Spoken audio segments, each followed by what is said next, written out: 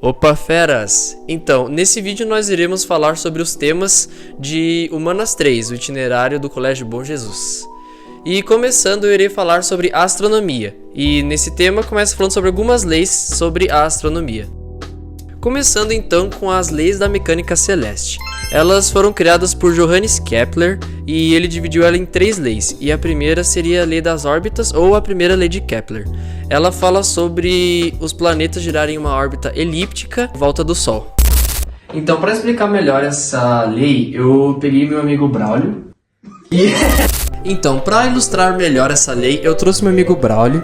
Ele vai simular o Sol e também meu amigo João Pedro, que ele vai simular a Terra. Então, aqui vai um pouquinho mais longe. Então, aqui nós temos o afélio. O que é o afélio? É quando a Terra está mais longe do Sol, então o movimento de translação é mais lento e é inverno no hemisfério sul. Então, agora vem pra cá, vem. Aí. Agora, então, aqui vocês podem ver que ele está mais perto. Esse é o periélio, que é quando a Terra está mais perto do Sol. Isso quer dizer que é verão no hemisfério sul e a translação é mais rápida. Agora falando sobre a segunda lei de Kepler, a lei das áreas, ela resumidamente fala que corpos orbitando ao redor de outro corpo em repouso fazem deslocamentos de áreas iguais em intervalos de tempos iguais. Agora falando sobre a terceira lei de Kepler, mais conhecida como lei dos períodos, ela fala basicamente sobre quanto mais longe um planeta está do Sol, mais demorado é a órbita sobre ele.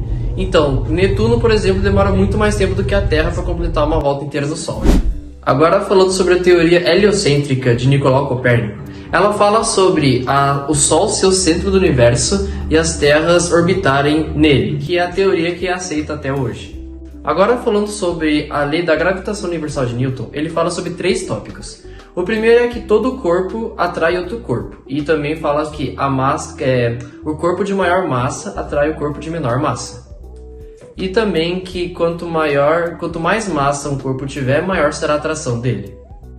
Bom, agora falando do nosso sistema solar, a Via Láctea, ela é composta pelo Sol, que é a estrela, e em ordem de distância nós temos Mercúrio, Vênus, Terra e Marte, que são os planetas rochosos e os menores. Então, depois de Marte nós temos o cinturão de asteroides. Então depois nós temos Júpiter, Saturno, Urano e Netuno, que são os planetas maiores e os gasosos. Bom, agora falando sobre um planeta específico do nosso sistema solar, Plutão. Ele até uma época era considerado um planeta, mas agora ele não é mais considerado um planeta. Então, Plutão não é mais considerado um planeta por causa que foram criadas 3 regras para ser um planeta. A esfericidade, a órbita ao redor do Sol e a órbita livre. E por causa dessa terceira regra, Plutão não é um planeta, pois onde ele se localiza há muitos objetos orbitando junto com ele. Bom, agora falando sobre o nosso planeta, o planeta Terra, ele não possui uma forma exatamente esférica, ele na verdade ele é achatado nos polos, e isso se deve por muitos fatores, e um deles é a rotação. Bom, agora falando sobre o movimento de rotação da Terra, é quando a Terra gira em torno do seu próprio eixo, e ela dura exatamente 23 horas, 56 minutos e 4 segundos, que são arredondados para 24 horas. Bom, agora falando sobre as consequências da rotação da Terra, nós temos a sucessão dos dias e das noites, o achatamento dos polos e a dilatação da linha do Equador, a divisão do dia em horas e fusos horários, e a interferência na circulação atmosférica e no movimento das correntes marítimas, também conhecido como efeito Coriolis.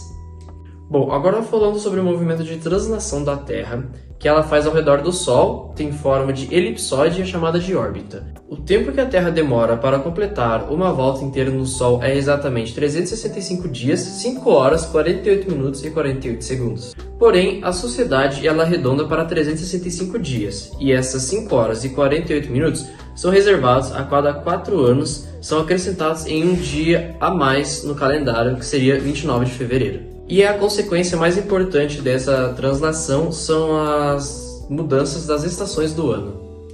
Bom, agora falando sobre as estações do ano, elas são divididas em 4. O inverno, o verão, a primavera e o outono. E o dia que difere essas estações é o equinócio e o solstício. Bom, agora começando falando sobre o solstício, ele acontece no dia 21 ou 22 de dezembro, que é quando é o solstício de verão no hemisfério sul, que é quando os raios solares estão perpendiculares ao Trópico de Capricórnio. Agora, no dia 20 ou 21 de junho é quando acontece o solstício de inverno no hemisfério sul, que é quando os raios solares estão perpendiculares ao Trópico de Câncer. Bom, agora falando sobre os equinócios, ele acontece no dia 20 ou 21 de março, que é quando é outono no hemisfério sul e primavera no hemisfério norte. E no dia 22 ou 23 de setembro acontece o início da primavera no hemisfério sul e do outono no hemisfério norte. Bom, agora falando sobre a precessão dos equinócios, é quando a Terra ela faz um movimento parecido com o de um peão. Então, eu trouxe esse macaco da Nestlé, ele vai me ajudar a dar esse exemplo. Pense que aqui no cabelinho dele é o hemisfério norte, o polo norte, e na bundinha dele é o hemisfério sul, que é o polo sul. Então, pense que a cada ano ele gira 56 graus, vai girando, e depois, daqui a aproximadamente 25 mil anos, a Terra vai estar assim. Então, provavelmente, o leste e o oeste vão virar o norte e o sul e vão congelar, e o leste e o oeste vão virar o hemisfério norte e o sul, que depois vão descongelar.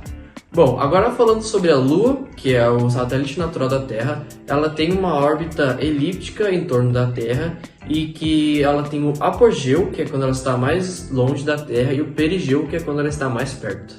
E o movimento da Lua dura aproximadamente 28 dias até completar uma volta na Terra. Bom, agora para falar sobre as fases da Lua, eu trouxe de novo o Braulio, vai ser o Sol, e o João Pedro, que vai ser a Terra. Só que para isso nós precisamos de uma Lua. E quem é melhor para fazer isso? Lucas. Então aqui, quando a Lua está entre a Terra e o Sol, é o eclipse solar. E agora, quando a Lua passa para trás da Terra, é o eclipse lunar, quando está o Sol, a Terra e a Lua. Agora, para finalizar, relacionando as fases da Lua com as marés, quando a fase da Lua é cheia ou nova, as marés são altas. E quando é crescente ou minguante, as marés são baixas.